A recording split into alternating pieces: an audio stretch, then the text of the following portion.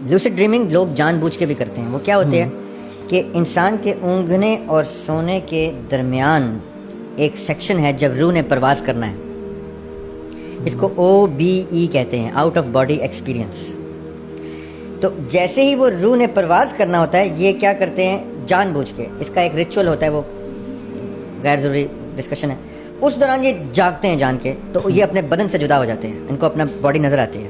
اس کو OBE کہتے ہیں, آؤٹ آف باڈی ایکسپیرینس. اس میں آپ کی باڈی آپ کے سامنے پڑی ہوئی ہوتی ہے, اس کی باقاعدہ ایک اورینٹیشن ہوتی ہے, پہلے سکھایا جاتا ہے کیونکہ اس میں لیفٹ پاؤں رائٹ ہو جاتا ہے, رائٹ پاؤں لیفٹ ہو جاتا ہے, ریفلیکس اینگل آئے تو آپ گر جاتے ہیں. جب آپ پہلا اسٹیپ لیتے ہیں تو آپ کو رائٹ لیفٹ کا اندازہ نہیں ہوتا, منہ کے بل گر جاتے ہیں. اس لیے پہلے OBE کرانے والے بھی باقاعدہ اس کی ٹریننگ دیتے ہیں کہ یہ کرنا ہے, پھر وہ کرنا ہے, پھر پیاس لگے گی تو کیا کرنا ہے, اور پھر اس اپنی باڈی کو پروٹیکٹ کے لیے کیا کرنے کے لیے حصار کیسے باندھنا ہے. کیوں؟ اب آپ کے سوال پہ آنے لگا, کیونکہ وہ باڈی ایک ایمپٹی کنٹینر کی صورت میں آپ نے چھوڑ دی ہے. روح تو آلریڈی پرواز کر گئی, آپ نے اس کا نفس بھی جدا کر دیا.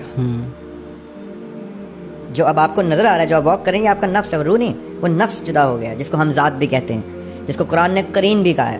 ٹھیک ہے, جیسے ہی ہم ذات جدا ہوتا ہے تو آپ کی باڈی اتنا ایمپٹی کنٹینر ہوتی ہے کہ کوئی بھی شیاطین میں کی نما کی کوئی چیز, کوئی جن اگر اس میں انٹر ہو گیا تو you have to be a very very strong expert of getting that thing out of your body, otherwise you are locked out into limbo for eternity. پھر وہ آپ کے جسم کے ساتھ کیا کیا کروائے اور کب تک کروائے وہ اس کی مرضی ہے. اگلے دن اس نے کیا کیا کر دیا, میں وہ بیان بھی نہیں کرنا چاہتا. اگلے دن اس نے کیا کیا کر دیا اپنی زندگی میں, اور کب اس نے تنگ آ کے اپنا ٹائم پورا کر کے چھوڑ دیا باڈی کو, اور آپ دوبارہ اس میں جانے کے قابل ہوئے, تب تک آپ کو یاد بھی نہیں ہوگا. لوگ آپ پہ الزام تراشی کر کے ہوں گے وثوق کے ساتھ کہ یہ ہمارے پاس ریکارڈنگ موجود ہے, تم نے یہ کیا, اور آپ کہیں گے مجھے تو ہوش ہی نہیں ہر چیز کو. اس کو سائنس کیا کہتی ہے؟ Dissociative identity disorder, DID. اب آپ نے سمجھ نہیں بات, کہیں بڑی ڈیٹیل میں جا رہی ہے. اس کو اسپلٹ پرسنالٹی ڈس آرڈر بھی کہتے ہیں, اس کو اسکیزوفرینیا بھی کہتے ہیں. اس کی بے تحاشا سائنٹیفک ٹرمز ہیں. میں کیوں قرآن سے محبت کر چکا ہوں, میں I am in love with قرآن. قرآن اس کا بھی حل دے دیتا ہے. یعنی یہ ایسا مکمل نسخہ ہے. یاسر بھائی, میں نے گرنتھ پڑھے, میں نے وید پڑھے, میں نے گیتا پڑھی, میں نے مہا بھارت بھی پڑھ لی, میں نے بدھزم پڑھا, میں نے جینزم پڑھا. میں نے کہا یار میں سب پڑھوں, جوڈزم تو ہمارے لیے واجب ہے پڑھنا, کرسچینٹی تو واجب ہے, میں وہ بھی پڑھوں جو منع ہے. میں نے ٹیلیپیتھی پڑھی, میں نے پامسٹری پڑھی, میں پریکٹیکل پامسٹری کی ہوئی ہے, practical palmistry just to see how it works and why is it حرام.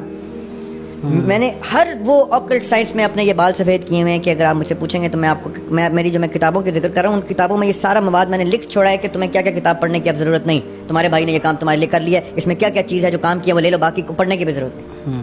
یہ میرا فرض سمجھ کے میں نے کر دیا. اب میں آپ کو بتاتا ہوں, یہ جتنی سائنٹیفک ڈس آرڈرز ہیں, اس کا ایک علاج قرآن نے اتنا خوبصورت دیا ہو, اور وہ آیت الکرسی.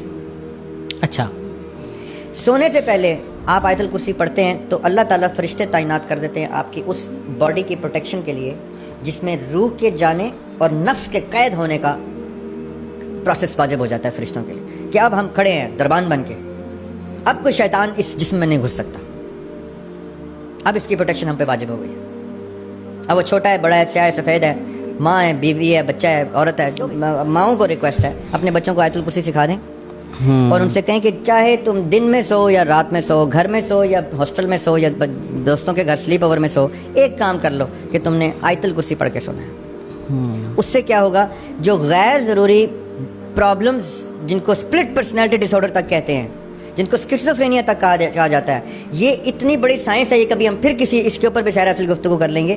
اس کے سد باب ہو جاتا ہے from the very source of sleep جب آپ آیت الکرسی پڑھ لیتے ہیں. اس کے بعد آپ کا بچہ بڑا جو بھی ہے وہ سلیپ پیرالسس بھی نہیں دیکھے گا انشاءاللہ, وہ سلیپ ایپنیا بھی نہیں دیکھے گا انشاءاللہ. میں سلیپ ایپنیا کا پیشنٹ رہا ہوں.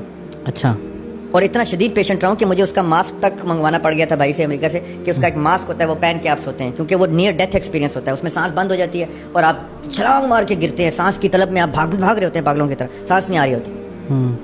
پھر میں نے جب اللہ تعالیٰ کی طرف رجوع کیا اور کلام میں پاک پڑھنا شروع کیا, میں نے کہا کہ دیکھوں تو صحیح کہ ایسے کیا معاملات ہیں جس میں جو دین میں جس کا علاج نہیں, ایسا ہو نہیں سکتا. میری ساری بیماریوں کو, مجھے بہت سی بیماریوں سے اللہ تعالیٰ نے نوازا تھا, اللہ تعالیٰ بڑا کرم ہے میرے اوپر, اللہ تعالیٰ نے اس طرح کی نعمتیں بہت دی ہیں مجھے, تو مجھے ان سے ڈائریکشن ملی. تو میں نے آیت الکرسی سے اپنے سلیپ ایپنیا کا علاج نکالا. جب میں بھول جاتا ہوں آج بھی کسی وجہ سے جلدی میں بے دھیانی میں پڑھتے پڑھتے لکھتے لکھتے کہ کتاب وہیں پہ سر رکھ کے سو گیا تو مجھے سلیپ اپنی جگاتا ہے اور میں ہنستا ہوں، کہتا ہوں آیت الکرسی نہیں پڑھی نا، یہ تجھے اس لیے تھپڑ پڑا.